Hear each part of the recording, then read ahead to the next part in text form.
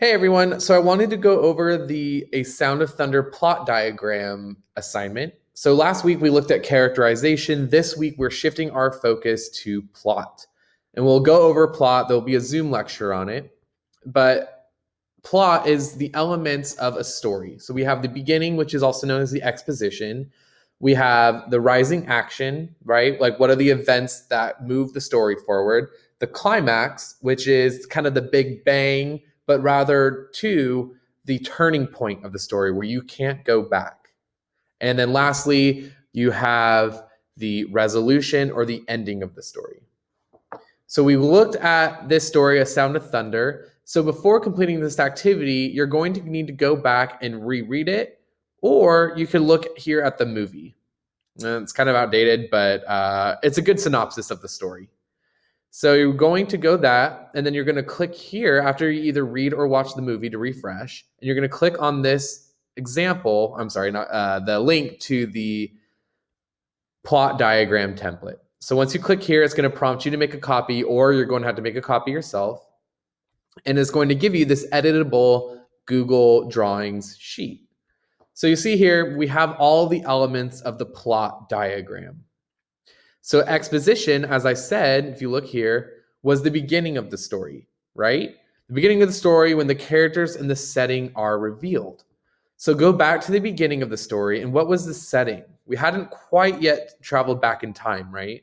So make sure you're putting the appropriate setting before we go back there. And who are the characters? We have main characters and we have side characters, right? This can just be bullet points.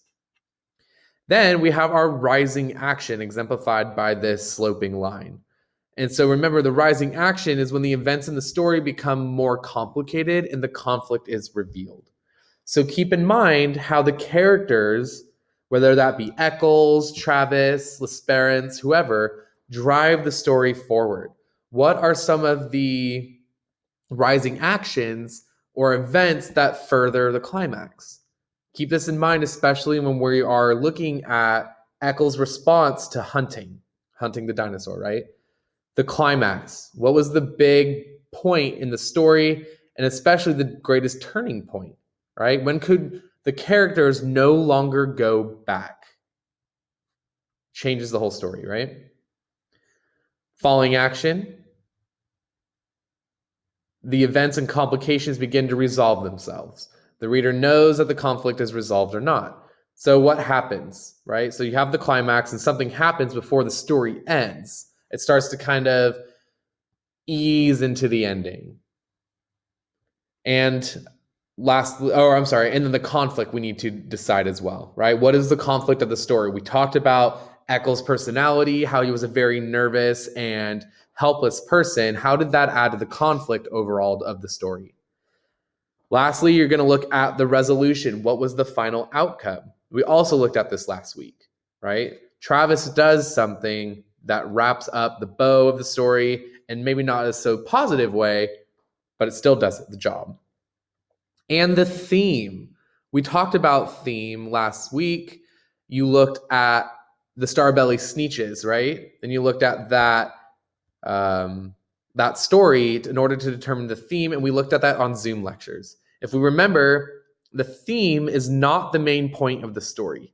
The theme makes a comment or teaches a lesson on a greater human scale, such as society, perhaps repercussions of our own actions, human nature itself, all those kind of ideas. And so that's where your theme would go here.